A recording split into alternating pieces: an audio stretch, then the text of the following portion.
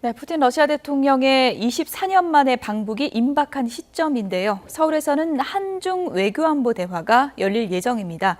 관련 내용 전문가와 짚어보도록 하겠습니다. 문성묵 한국국가전략연구원 통일전략센터장 나와 계십니다. 어서 오세요. 네, 안녕하십니까. 네.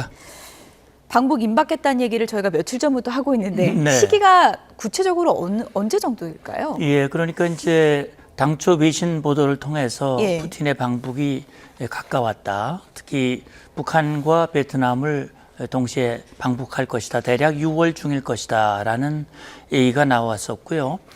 윤 대통령이 이제 중앙아시아 방문 길에 예. 대통령실에서 이제 내주 중에는 이번 주거든요. 이번 주잖아요. 예, 내주 중에 방북을 할 것이다. 방북이 임박했다라는 얘기가 나오면서 예. 굉장히 초일기에 들어갔거든요.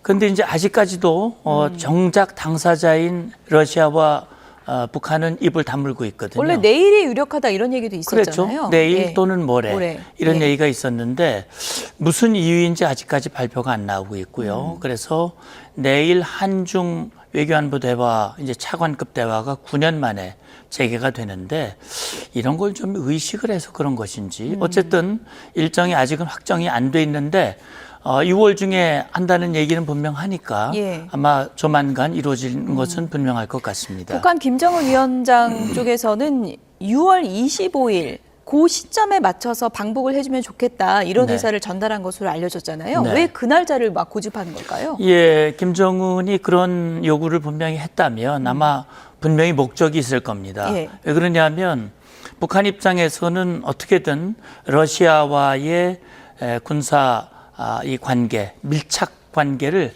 동맹 수준으로 높이고자 하는 그런 강한 열망을 가지고 있기 때문에 6.25가 뭡니까? 원래 6.25 전쟁 74주년, 김일성 남침에 의해서 발생한 6.25 전쟁 74주년이거든요. 그런데 북한이라고 하는 정권이 탄생하게 된 것은 소련이거든요. 예, 러시아의 예. 전신인 소련이죠. 예. 그러니까 김일성이 소련군 대위 계급장을 달고 평양에 들어왔고 예. 결국은 그 소련은 이 김일성을 세워서 북한 정권을 세웠고 결국 남한까지 모두 공산화시키기 위해서 6.25 남침 전쟁을 일으켰단 말이죠.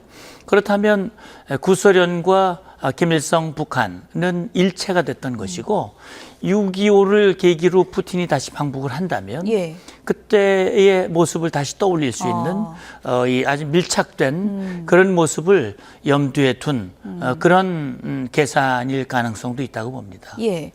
만나서 무슨 얘기를 하고 어떤 약속을 할 것인가 이게 가장 이제 궁금한 건데 그럼요. 대통령실에서는 이런 분석도 내놨습니다. 자동 군사 개입 가능성인데요. 그러니까 유사시에 러시아가 북한을 자동적으로 돕게 된다 이런 조항을 얘기하는 거잖아요. 이게 실제로 체결될 가능성이 있다고 보세요? 물론 지금 대통령실이나 정보 당국에서는 그럴 가능성, 그런 움직임을 염두에 두고 예. 지금 보고 있는 거거든요. 그러니까 뭐 아시다시피 이제 6.25 전쟁 정전협정이 체결되고 1961년에 북한과 소련, 예. 구소련이죠. 소련이 조약을 맺었는데 이게 동맹 조약입니다. 그 조약에는 자동 개입 조항이 들어가 있어요. 그렇군요. 예, 그러니까 만약에 어느 한 나라가 침공을 받으면 나머지 나라가 즉각적으로 개입을 해서 도와주도록 그렇게 돼 있거든요. 예. 그런데 사실 한미 상호방위 조약이 1953년에 체결이 됐는데 당시 이승만 대통령도 미국에게 자동 개입을 요구했었어요. 근데 미국이 거기에 대해서 굉장히 난색을 표명을 했습니다. 그랬군요. 만약에 자동 개입 조항이 들어가면 예. 사실 미국 의회에서 비준받기가 어렵다. 그래서 사실 한미 상호방위 조약에도 자동 개입 조항은 없습니다. 그래서 한국이 침공을 받으면 협의하도록 돼 있거든요. 그래서 지금 1961년에 맺었던 동맹 조약은 이후에 이제 구소련이 해체가 되면서 사실 그 조약이 폐기가 됐고 예. 이후에 1996년인가요? 이제 북한과 러시아가 새로운 조약을 맺었는데 거기에는 예. 그런 조항이 안 들어가 있죠. 그렇군요. 예, 그렇기 때문에 지금 김정은 입장에서는 좀 더 강력한 북한과 러시아의 밀착 관계. 북한이 원하는 거겠죠? 북한이 저거는. 아마 원할 예. 가능성이 높습니다. 예. 그리고 러시아 입장에서도 지금 북한의 도움이 절실한 상황이기 때문에 북한의 요구를 전적으로 무시할 수는 없으나 북한이 처한 입장과 러시아의 입장이 좀 다르거든요. 러시아의 입장에서는 우크라이나 전쟁도 있지만 또 중요한 것은 대한민국이란 말이죠. 사실은 한국과 관계가 좋았잖아요. 예. 그 어느 때보다 러시아와 한국 관계가 굉장히 좋았고 특히 우리 누리호 발사할 때 러시아가 우리의 1단 로켓을 제공해주고 예. 서로 협력을 했던 그런 시절도 있었거든요. 예. 사실 푸틴의 우크라이나 침공으로 인해서 한러 관계가 지금 상당히 불편해진 상황에 있지만 예. 그럼에도 불구하고 푸틴 입장에서는 한국이 중요한 당사자이기 때문에 북한 요구만 마냥 들어주기는 어렵기 때문에 그래서 이번에 그 61년도 조약의 수준으로 돌아가는 문제를 푸틴으로서도 상당히 고민하는 문제가 아닐까 하는 생각이 듭니다. 자동문사 개입이 뭐 100%될 것 같다 이렇게는 볼 수 없다. 예, 왜냐하면 우리 대통령실에서도 분명히 얘기를 했거든요. 어쨌든 이 선을 넘지 말라고 얘기를 했거든요. 선을 넘지 말라. 선을 넘지 말라라고 이건 하는 선을 것은 넘는 겁니까? 그럼? 그렇게 봐야 되겠죠. 예. 그러니까 이건 결국 동맹 수준으로 가는 것이고 예. 그렇다면 지금 북한과 러시아와 북한 간의 군사 협력 또 북한의 러시아에 대한 무기, 포탄, 미사일 지원 이런 것들이 예. 다 유엔 안보리가 금지하고 있는 불법 행위거든요. 예. 이게 불법을 넘어서 이제는 대한민국 안보에 치명적인 영향을 줄 수 예. 있는 그런 것이거든요. 예. 그렇다면 대한민국으로서도 용납하기가 어려운 예. 거죠. 그러면 우리로서도 검토하지 않을 수 없는 우리의 카드도 있는 것이죠. 어쨌든 지금 네. 뭐 북한 평양도 푸틴 대통령의 방북을 앞두고 굉장히 분주하게 좀 준비하는 정황이 여러 군데 포착되고 있는 상황인데 네, 그렇죠. 푸틴이 24년 만에 북한을 간다면 외교적으로 봤을 때 북한과 러시아 중에 누가 더 좀 이득이라고 할까요? 외교적인 입지면에서 어느 쪽이 더 얻는 게 많은 거예요?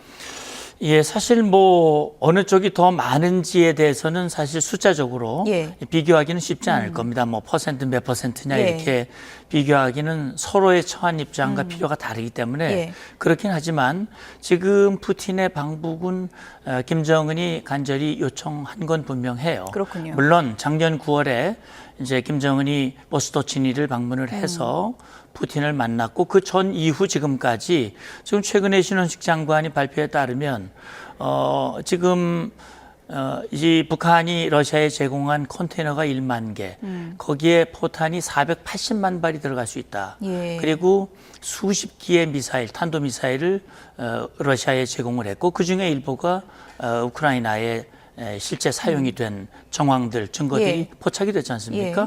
그러니까 어쨌든 푸틴의 필요, 김정은의 필요에 의해서 정상회담이 이루어졌고 이번 정상회담은 보스토치니 회담의 사실 답방 형태거든요. 예. 그러니까 푸틴으로서는 우크라이나 전쟁이 아직 끝나지 않았고 국제사회에서 푸틴, 러시아가 지금 고립되어 있는 상황이기 때문에 우군이 절대적으로 필요하고 그렇군요. 또 김정은의 도움이 필요한 상황입니다. 그렇기 예. 때문에 북한을 끌어안고 북한을 붙잡아둬야 할 필요가 분명히 예. 있는 것이고 사실은 절실한 건 더 북한이라고 봐요. 더 절실한 건 이제, 북한이다. 예. 이제 러시아의 그런 필요를 채워주면서도 이제 김정은으로서는 당장 목전에 지금 위성 개발 지금 5월 달에 발사 실패했지 않습니까? 올해 3번을 발사하겠다고 그랬지만 첫 번째 실패를 했고 그 외에 김정은으로서는 여러 가지 무기라든지 예. 또 북한이 필요한 에너지라든지 또 재원이라든지 이런 것들을 러시아가 가지고 있거든요. 이 러시아의 그런 도움이 절실한 상황이기 때문에 지금으로서는 24년 만에 푸틴이 평양에 가서 푸틴이 과연 김정은의 필요를 얼만큼 채워줄 수 있을까? 예. 이것이 지금 주목이 되는 부분이죠. 장호진 안보실장이 북러 밀착에 대해서 선을 넘지 말라 이런 그렇죠. 경고의 메시지도 냈지만 네. 우리가 지금 시진핑 주석의 방안이 좀 구체화되고 있다 이런 얘기도 했거든요. 네. 구체화되고 있다라는 단어를 썼다는 건 어느 정도 물밑 접촉이 있다는 얘기인가요? 그럼요.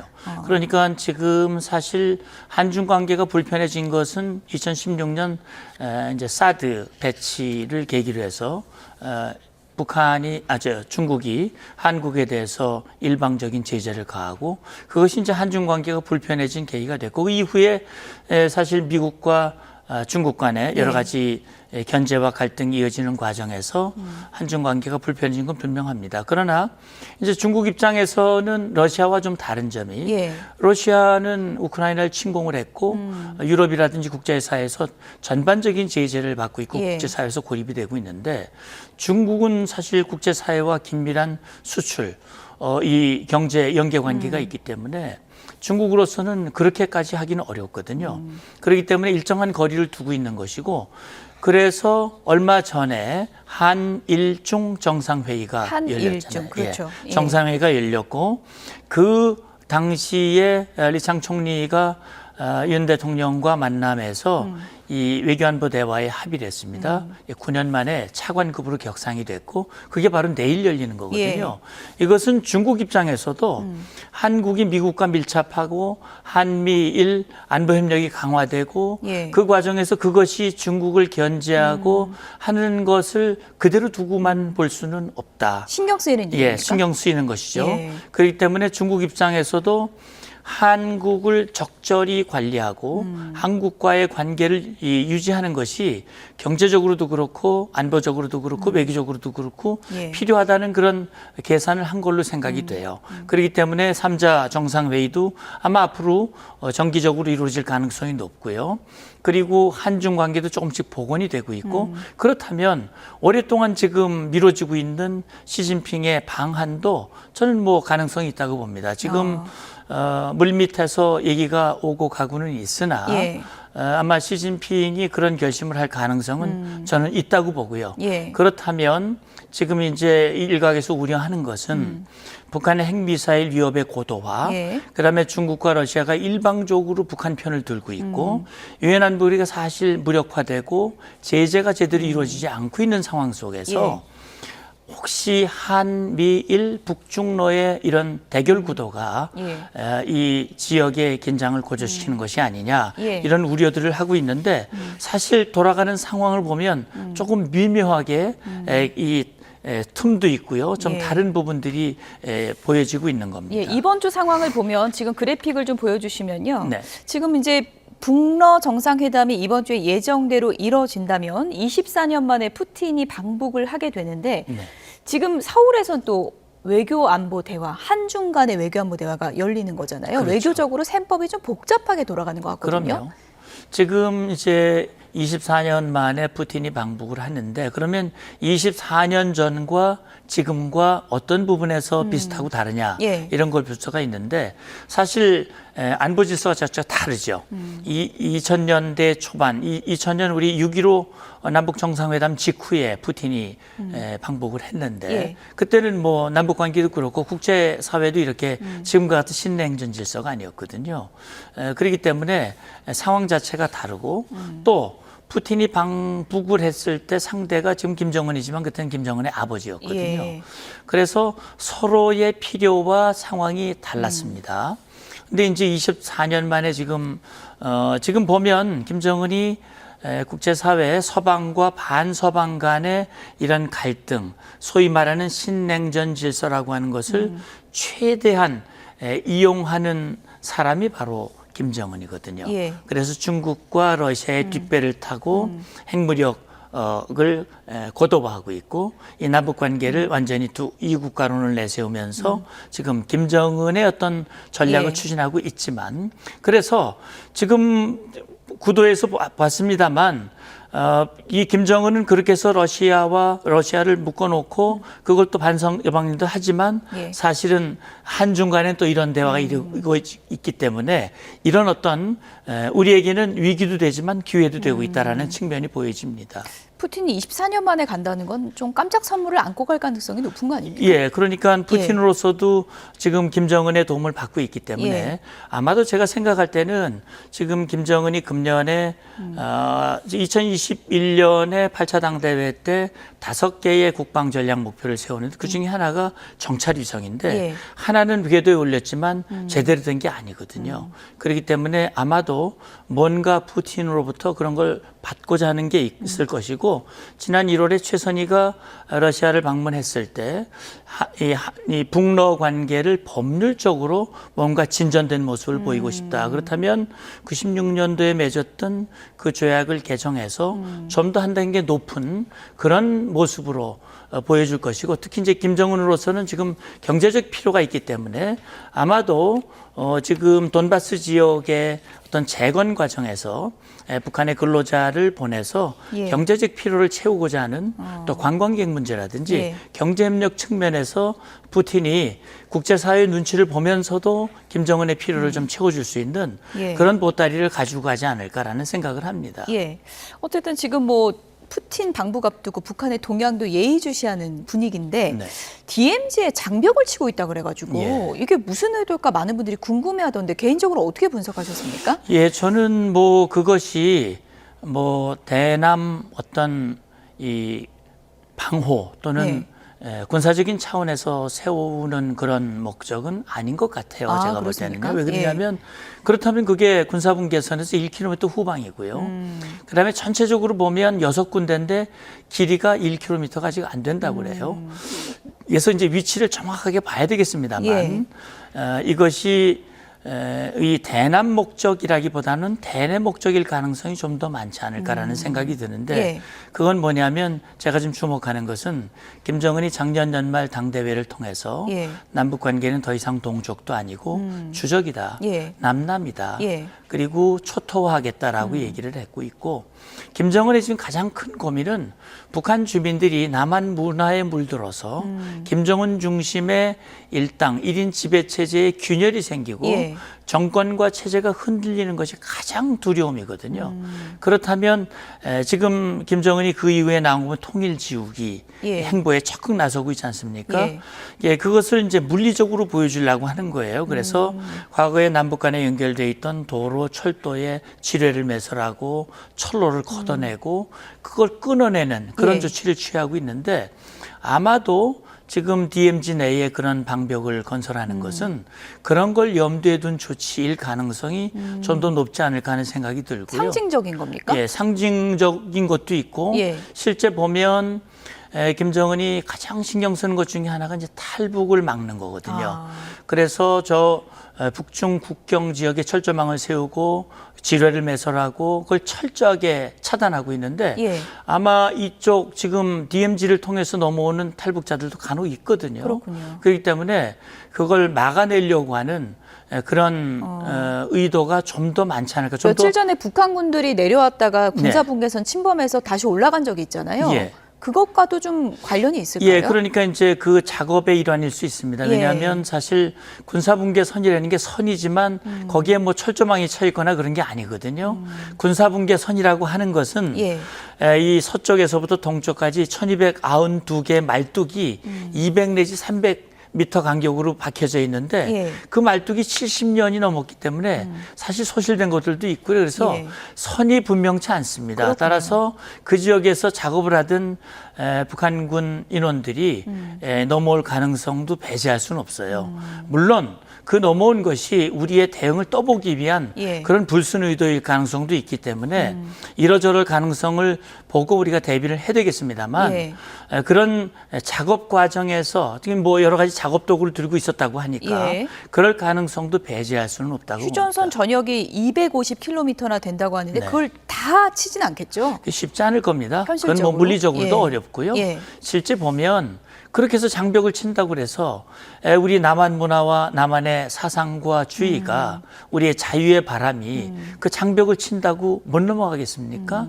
그것은 김정은이 아주 오산을 해도 매우 잘못 생각한 것이다. 예. 과거의 동독도 서독과의 관계를 차단하기 위해서 두 국가론을 제시했고 베를린 장벽을 세웠잖아요. 예. 그러나 자유와 정보의 그 바람을 막을 수가 없었습니다. 결국은 동서독이 1990년에 통일이 된 역사적 전례가 있죠. 예. 아직 뭐 많이 친 건 아니기 때문에 이게 뭐 네. 북한판 베를린 장벽을 정말 짓는 건지 그건 좀 더 동향을 살펴봐야 될 것 그럼요. 같습니다. 맞습니다. 지금까지 문성묵 통일전략센터장이었습니다. 오늘 말씀 감사합니다. 감사합니다.